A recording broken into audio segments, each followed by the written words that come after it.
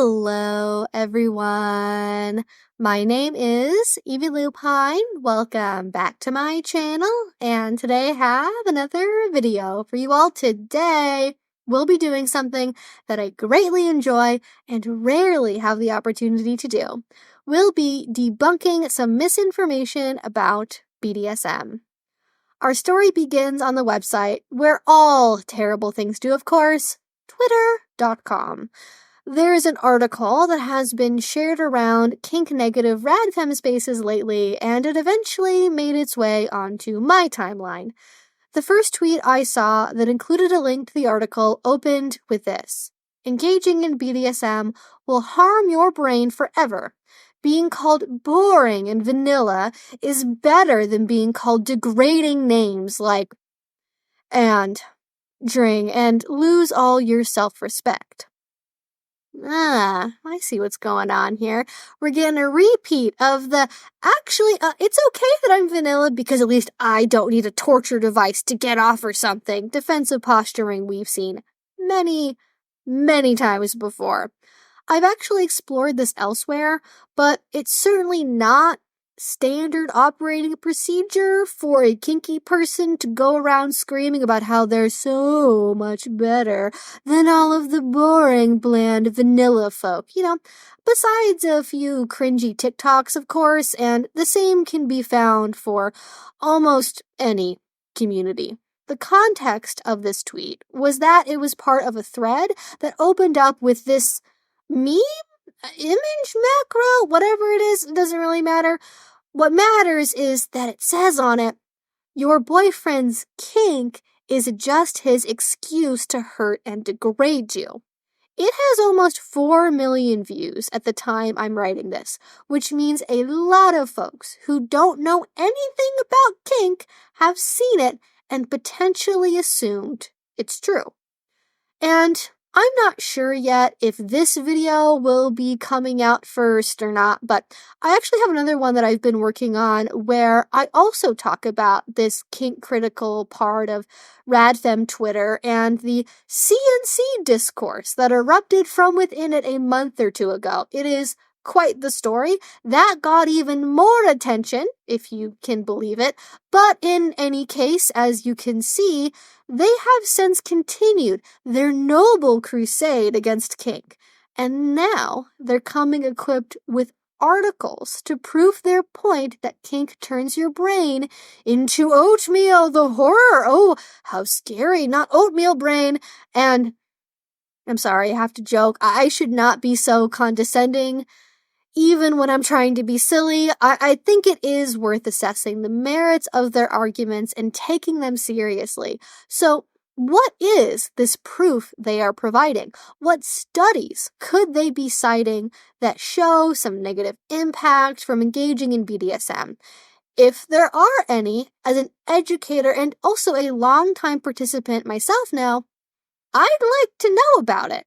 Well, as it turns out, they're not citing studies.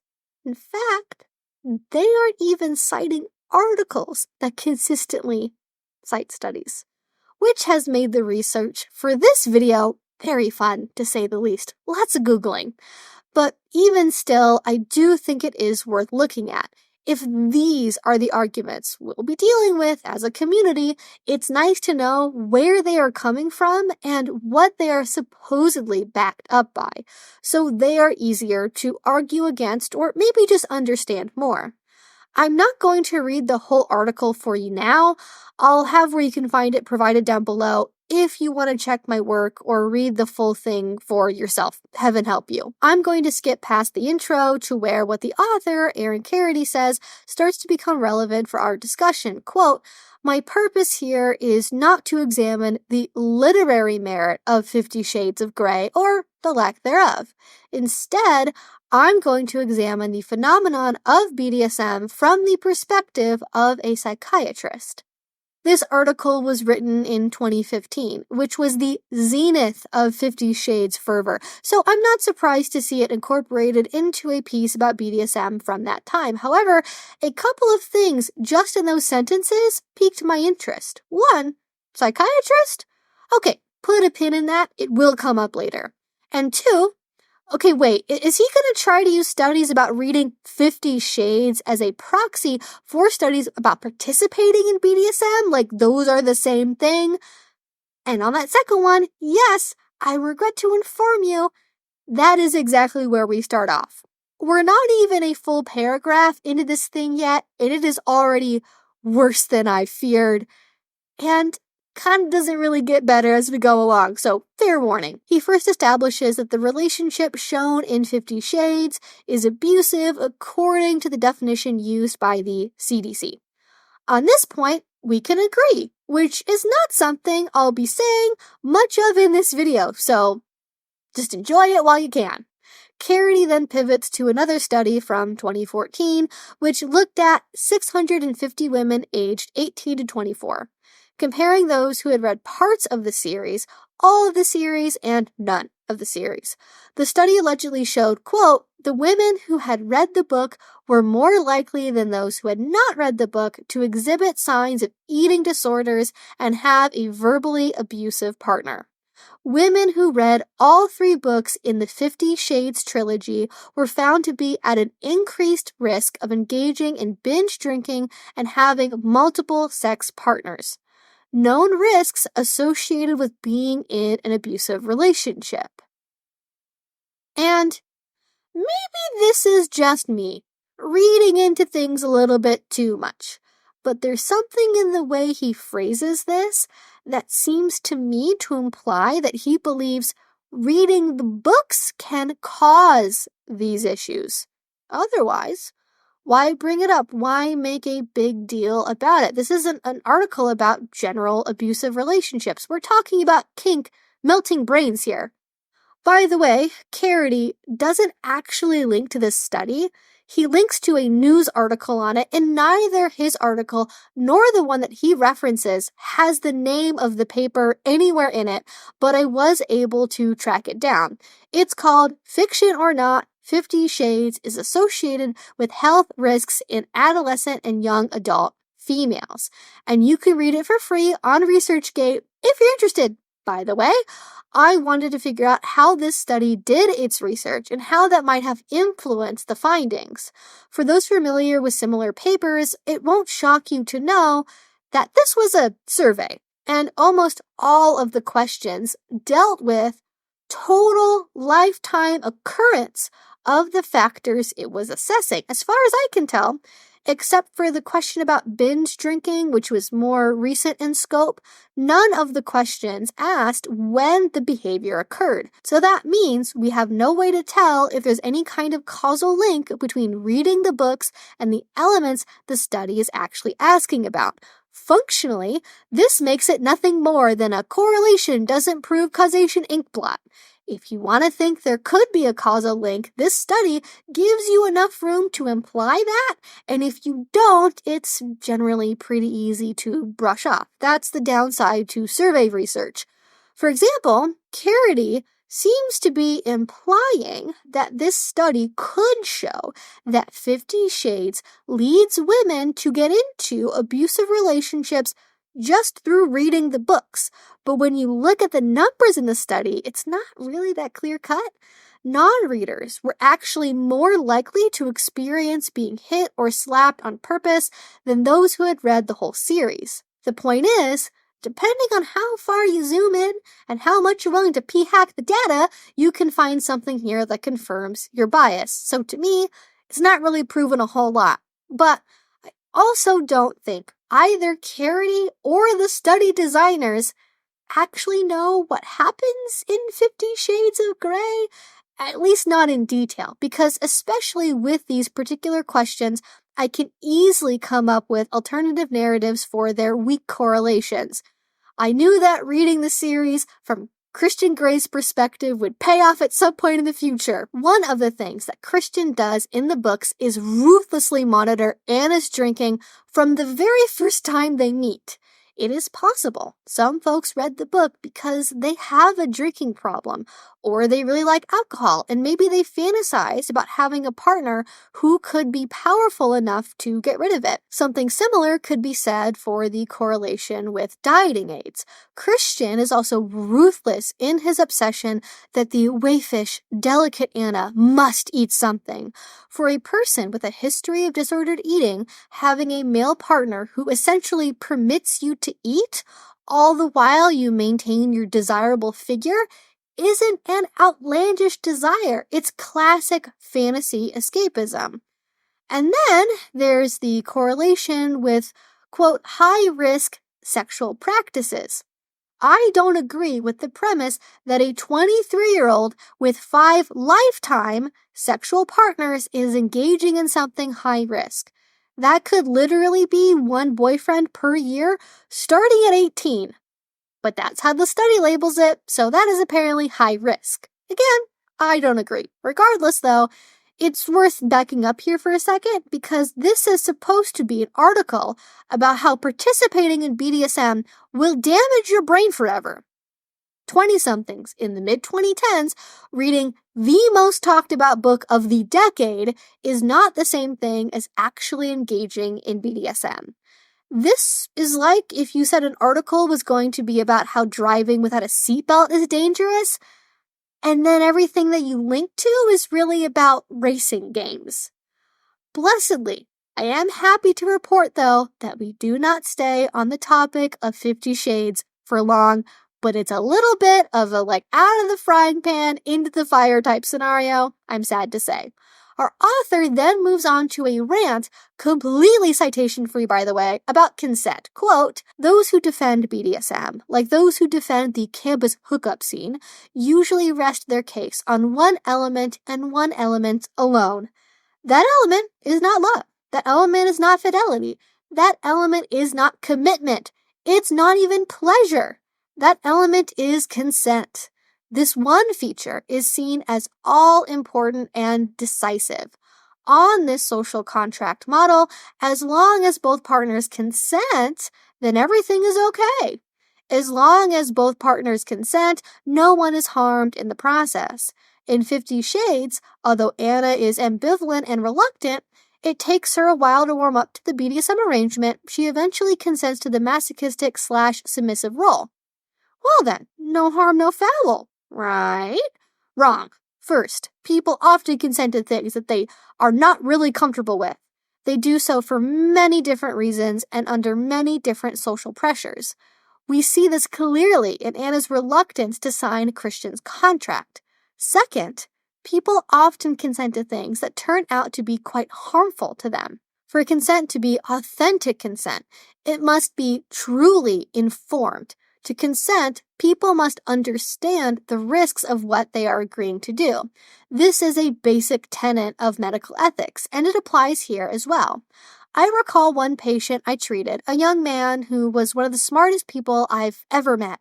He was in a committed relationship with a similarly brilliant but troubled young woman.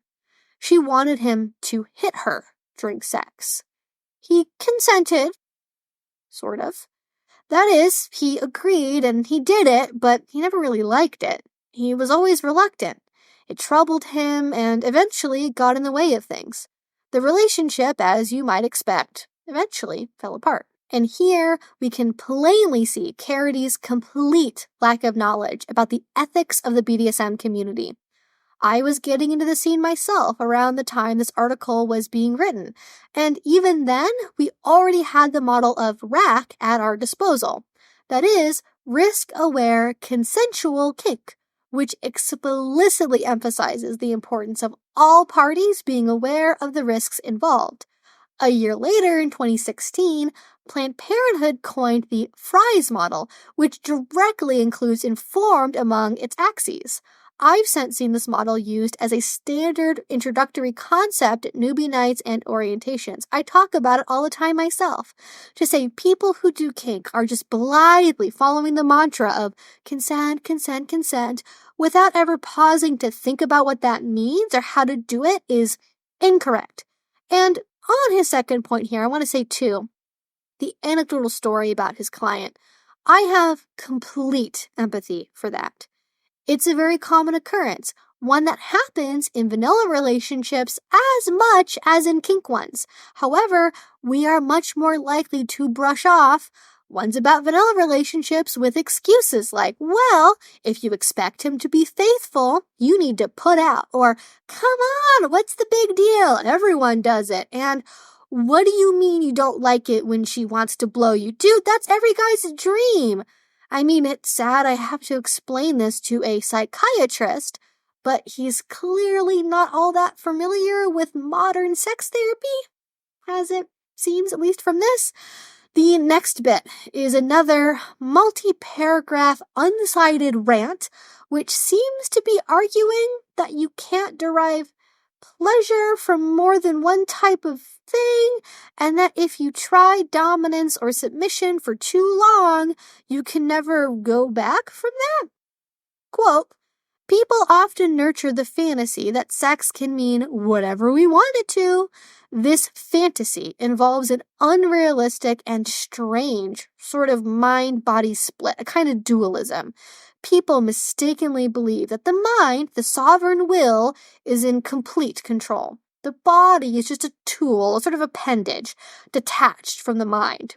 So, if the mind decides that sex means nothing, the body must obey.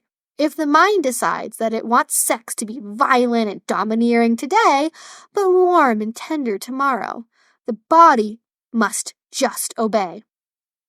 This approach is based on the belief that the meaning of sex can be turned on and off like a switch. I can experiment a bit with sex and aggression, or sex and violence, or sex and dominance, or sex and submission, or sex and humiliation. Then, when I find a relationship that I wish to be tender, or loving, or committed, or mutually respectful, then I can simply flip the switch in my brain, and suddenly I make sex mean something else. And I want to start off my response to this with a quote from Dr. Marty Klein in Sexual Intelligence. Normal is an attempt to establish boundaries around sex so it can't escape, acquire too much power, or hurt others. Normal is an attempt to make sex small enough that it doesn't threaten us or even require us to grow. My goal is not to reassure you that even if you're different, you're normal. No, my agenda is more ambitious. I want you to forget about the question of normality altogether. And I bring up this quote because I guess I hear all of what he just said, and I feel sorry for Mr. Carity that variety and experimentation feel so threatening. What sex means, what normal means, and how much we care about being normal are all flexible, as they should be. The world, who we are, and our bodies are always changing. To rigidly adhere to the belief that you can only do one thing and you'll be stuck in whatever that is forever is so limiting. Other research has shown the opposite, actually, that variety and adventure, including alternating between exciting kinks and novel but vanilla activities, are the cornerstones of many a person's sexuality. It's not about it being more and more extreme and getting stuck in that, but having the ability to engage in a variety of different activities or fantasy themes. So, some people's sexuality is all about alternating back and forth between seemingly disparate acts, and they don't appear to be exploding left and right from disobeying the laws of biology as stated by our author.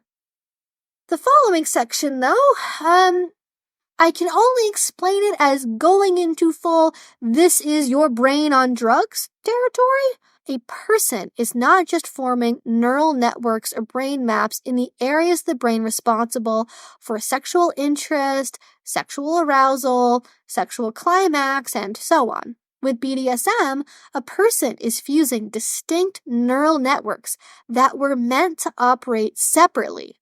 We have separate neural networks related to anger and aggression, and these are shaped and strengthened when people engage in violent or domineering behaviors. We have still more separate brain maps for fear and anxiety, which are shaped and reinforced by frightening or anxiety-provoking experiences. Once these distinct neural networks are fused, the person is, at the level of the brain, literally tied down. I mean, don't threaten me with a good time, Dr. Carity, but no, seriously. What is he talking about? Again, there is not a single citation here, but even just from some cursory research, I was able to find that there are overlaps between many of these neural networks, though he doesn't actually reference anything, so it's not totally clear to me what he means by neural network exactly. For example, one area of the brain referred to as the hypothalamic attack area in particular, the VMH or the ventromedial hypothalamic nucleus, is already, quote, linked to both aggression and mating behaviors. In fact, these are already so fused that in male monkeys, if you remove this area, it reduces both mating behaviors and aggression. I mean, we're not monkeys, but I think that seems important to bring up. The point is, the brain is a messy place, and areas frequently overlap and have different, inseparable functions already. We could pontificate about potential, unstudied neural fusion all day. I think what's more important, though, is to examine whether or not there's any evidence that participating in BDSM makes someone permanently more aggressive or fearful. I couldn't find any studies looking directly at this, but I did find one that compares BDSM sadists to non-practitioners and to so-called everyday sadists. That is, subclinical or non-pathological sadists. As it turns out, kinky sadists had comparable levels of honesty, humility, conscientiousness, and empathetic concern as non-kinky folk. The same was not true for so-called everyday sadists, however. And while they scored lower on affective empathy, this was due to lower personal distress. This, I believe, can be chalked up to kinky sadists needing to stay calm and centered on the other person's need when something distressing occurs, rather than becoming mired in their own anxiety. So no, it doesn't seem to me like kink is turning folks into pathological sadists or giving people real-life aggression issues based on the data we do have. He then follows up this claim with another familiar argument, the kinky slippery slope fallacy. Quote, as with drug addictions, patients also complain of a tendency to build up what is called tolerance. In addictions, tolerance means that a person needs progressively larger doses of the drug to achieve the desired high. With sexual behaviors, the problem of tolerance means that one needs to push the envelope more and more just to get aroused or climax. The aggressive, domineering, or painful behaviors need to become increasingly intense and increasingly dangerous in order to work. Frequently, a person who engages in BDSM becomes habituated to these intense experiences and needs to up the ante to stay in the game. Carity ought to get in touch with a few of the older couples I know in the scene then. They must not have gotten the message that they need to continually up the ante, rather than happily doing literally the same scene or two every weekend for years and years on end. And because he, once again, does not cite a single thing here, I'll just start my response with an anecdote, since that seems to be good enough evidence for our author. I've probably met hundreds, maybe thousands of kinky people at this point in my life. I'm going to go ahead and guess more than our author here. And I can say with confidence that this slippery slope doesn't really exist. It's common for folks, especially in the first few years of their kink journey, to gain confidence over time and do progressively more intense scenes. To a point, that is. This doesn't mean they start chopping off limbs no matter what as soon as they've been doing kink for longer than 5 years. Like, if you always need to be doing more and more and more, where's the end point? People instead tend to settle into whatever their comfort zone is and stay there with occasional one-off forays into deeper or more shallow territory. More intense isn't the only aspect of a scene that makes it fun or interesting.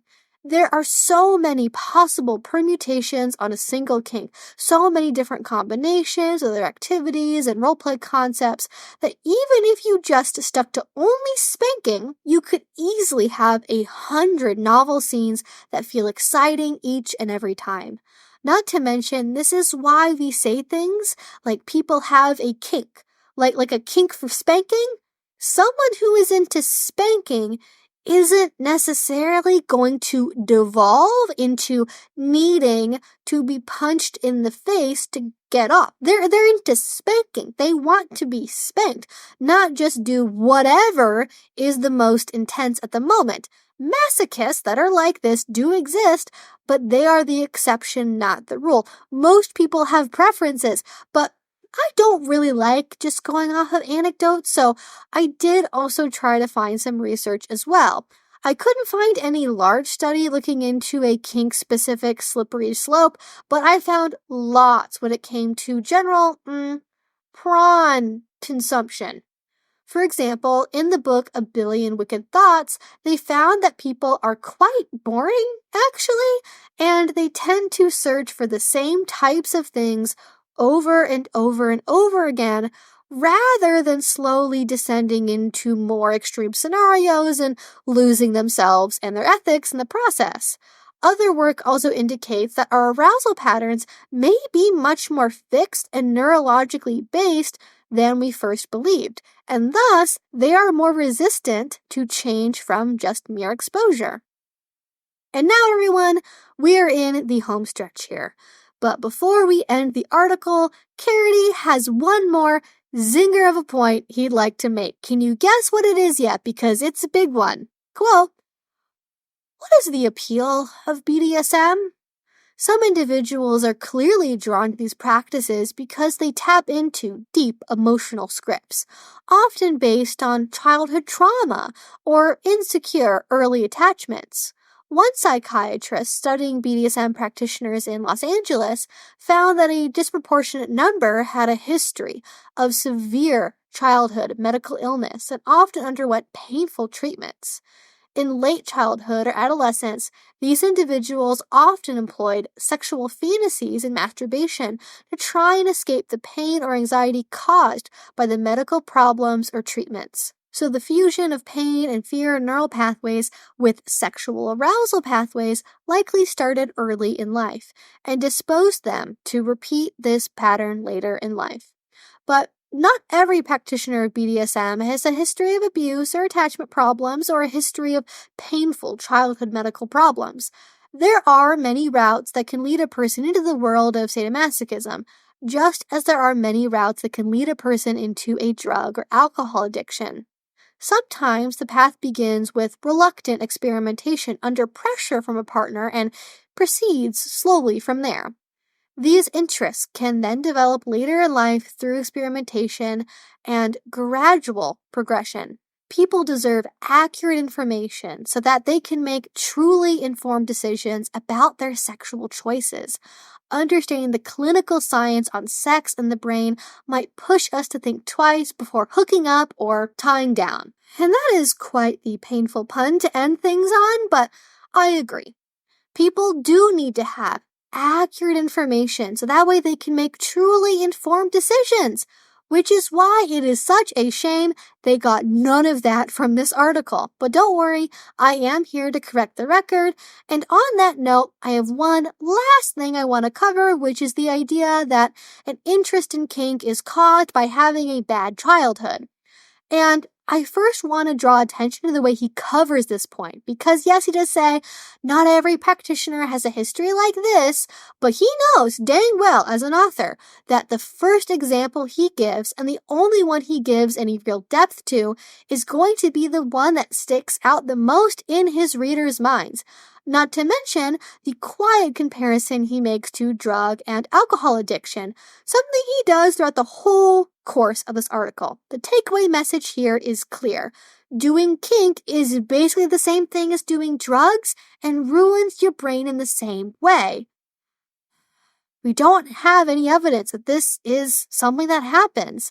And it's a real shame that somebody with his credentials and his background is making these points, because just because of who he is, just because of his titles, it's going to sound convincing. But just to cover our bases here, does he have a point at all?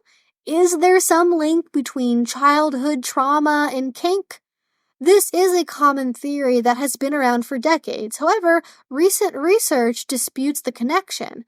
A survey done in 2020 with 771 BDSM practitioners and 518 non-practitioners looked at lifetime traumatic events and attachment styles for both groups. The study also differentiated between those who had kink fantasies, those who practiced privately, and those who were part of the actual community. I love this, by the way, and I really wish more studies did something like this in their research. But moving on, the survey found that there was no significant difference in the frequency of childhood physical abuse between all of the groups. The raw percentages show a slight difference. It's 11% versus 13.4%, 14%, and 17.5% respectively, which roughly tracks with what I expected to see. Some BDSM participants do report that their interest originally stemmed from childhood punishment or as a way of coping with past abuse. This is quite different from saying that it's the main or most common motivator. More research from 2020, this time in the form of a qualitative analysis on narratives provided by 227 BDSM practitioners, revealed that there are roughly 8-ish possible core themes for one's interest in BDSM.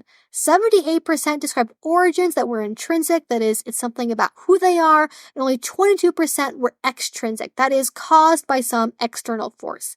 11% referenced childhood abuse, and 9% referenced physical abuse specifically. While it is one of the possible origin points, it is by far and away not the most common. I think I've more than made my point by now. This is an unreliable article with scarcely any citations and few that truly support the argument the author is making. But I just couldn't shake a feeling of why? Why would the psychiatrist write such a crappy article attempting to prove BDSM is similar to alcoholism or drug use? The first hint I got was early on in the writing. It was where he seemed to suggest that reading 50 Shades causes women to be abused because it makes them more likely to sleep around. Then there was the header at the top of the website, the Witherspoon Institute. Anytime I hear something is called an institute, my alarm bells go off. The Witherspoon Institute is a conservative think tank that is anti-prawn, anti-abortion, and anti-same-sex marriage. And what about our dear author, Aaron Carity? Yeah, he works for a different conservative think tank, the Ethics and Public Policy Center, which is, quote, dedicated to applying the Judeo-Christian moral tradition to critical issues of public policy. He's also the author of books such as The Catholic Guide to Depression. He's also Catholic himself, so that kind of informs you where his politics probably are and what his motivations are. So why are these radfems openly siding from and aligning themselves with conservative think tanks and right-wingers who are otherwise against everything they would supposedly care about as feminists? It's a real leopards eating people's faces party moment, if you know that meme. And maybe they don't know. But if they don't know, why don't they care enough to know? Is dunking on BDSM really worth aligning yourselves with folks who would otherwise destroy everything you've been working for? I simply don't get it. And I do, especially because a lot of radfems are TERFs, and they have their own confusing politics, to be clear. I'm being a little bit hyperbolic when I say I literally don't understand it. I more mean I don't understand why they would do it out there in the open, in public. I talked about this on Twitter a little bit when it happened, and people said, oh, well, radfems are kind of always like this. But back in the day, 30 years ago or so, the original rat femmes were not like openly aligning themselves for the most part with conservative pastors or like the far right, or like what is happening here? Like it's like is it like a, oh, the enemy of my enemy is my friend? Like what is happening? I would love to know, but a lot of these accounts are from very young people, so maybe they will learn and grow out of it. I just really wanted to walk through this and debunk everything step by step. And I didn't necessarily come into this thinking I would debunk everything. I am completely willing to accept that there can be, for some people, negative outcomes from participating in BDSM. I believe that could be a possibility. However, when the quality of your evidence is basically trust me, bro, and 50 Shades of Grey studies, you're not really bringing your best. And if this is your best, we're fine, baby. We're all good. I could do a better job proving that BDSM is dangerous than these people could. But in any case, I would love to know your thoughts about this one in a comment down below. Would you want me to do more debunking videos? I really enjoy getting to do these, and especially now that I get to use a teleprompter, I feel a lot more confident citing from studies and quoting them more accurately. So I feel like this could be a good thing to do moving forward. So let me know how you think about this one in a comment down below. All your thoughts, all your feelings, go ahead and put them down there. If you did enjoy this, you're not already, please do subscribe, because I make videos twice a week about all sorts of different kink and BDSM related topics. And finally, if you want to support what I do, the best way you can do that is with Patreon. A link to that will be down below. If you do already support me there, thank you so much. It means the absolute world to me. And until I see you all next time, I hope you have a great rest of your day and a great rest of your week. Bye-bye.